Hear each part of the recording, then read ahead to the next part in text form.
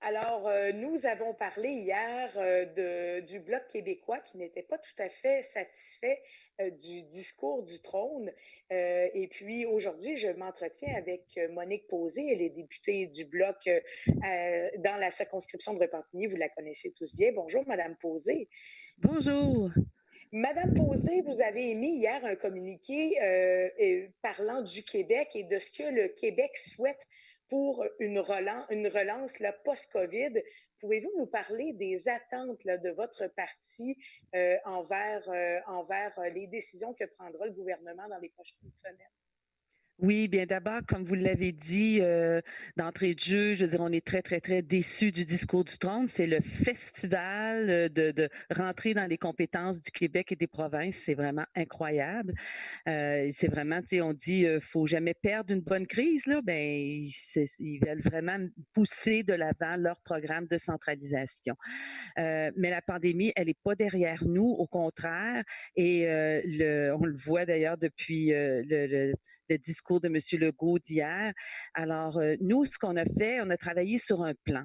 Un plan qui était pour un itinéraire clair et un plan, évidemment, pour le Québec. Je pense que le titre de notre plan, quand on dit le Québec choisit et le Bloc agit, ben c'est justement parce que ce plan-là, il ne s'est pas fait sur le coin d'une table entre deux, trois conseillers. Il s'est fait par une vaste consultation. Notre chef s'est promené à travers toutes les régions du Québec, il a été à l'écoute de ce que les gens lui disaient et c'est là que finalement on a ce plan-là. Alors, les gens qui ont été consultés doivent se retrouver dans ce plan-là et c'est ça l'idée qu'on avait. Retrouvez-vous, regardez, c'est de ça que vous avez besoin. Ben nous allons porter votre voix à Ottawa. Alors, parlez-nous des priorités. Quelles sont les priorités là, que vous identifiez pour la province? Alors, comme on disait, tu sais, c'est la pandémie, elle n'est pas derrière nous. Alors, une première Non. priorité, c'est les transferts en santé. Mais vous savez, c'est pas nouveau, ça, les transferts en santé. Je veux dire, on les a demandés depuis, je pense que le Bloc est là-dessus depuis des années, le milieu des années 2000. Alors, on continue à taper le clou et là, on a le premier ministre du Québec et plusieurs premiers ministres d'autres provinces qui Oui, sont c'est ça. là-dessus. Vous avez de l'appui, là. Vous avez du Oui, renfort. oui. Vous avez plusieurs voix, là. Exactement. Alors, les transferts en santé qui remontent à ce qu'ils étaient avant les coupures des années 90. On a aussi les aînés. Bon, les aînés, ils ont été touchés par la pandémie. Je veux dire, il y en a combien qui sont décédés. Encore aujourd'hui, on voit que dans certains CHSLD, ça recommence, dans le fond, à se propager. Donc, pour les aînés, on dit, ben, il va falloir les aider.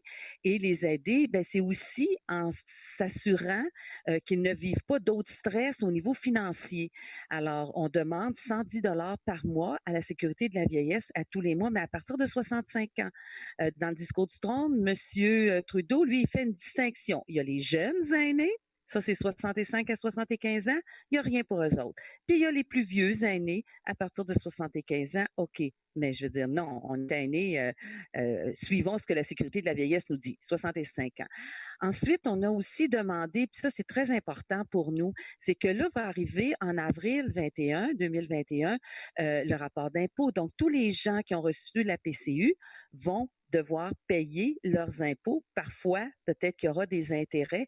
Alors, nous, on dit, avant que ça fasse un gros vacuum pour ces gens-là, eh bien, aidons-les et donnons une amnistie de 8 mois. Donc là, les gens vont savoir qu'est-ce qu'ils doivent payer en impôts et il va pouvoir l'étaler sur 8 mois. On pense que c'est plus humain de le faire de cette façon-là. Alors, c'est Oui, pas parce que mal. c'est important de le rappeler là, que le 500 dollars par semaine, il n'était pas imposable. On ne faisait aucune retenue à la source. Alors, si vous en avez reçu durant tout l'été, ben, à la fin de l'année, ça s'accumulera et ça vous fera là, une dette, dans le fond, aux deux gouvernements. Exactement. Quand ça va arriver, là, le temps des impôts, les gens vont devoir payer leurs impôts. Alors, s'ils n'ont pas prévu ça, et puis, vous savez, vous puis moi, on prévoit pas toujours toutes ces choses-là. C'est quand le mois d'avril arrive qu'on y pense. Alors, donc, de faire en sorte qu'il n'y ait pas un gros coût et qu'il puisse s'étendre sur 8 mois. Alors, ça fait partie de nos priorités.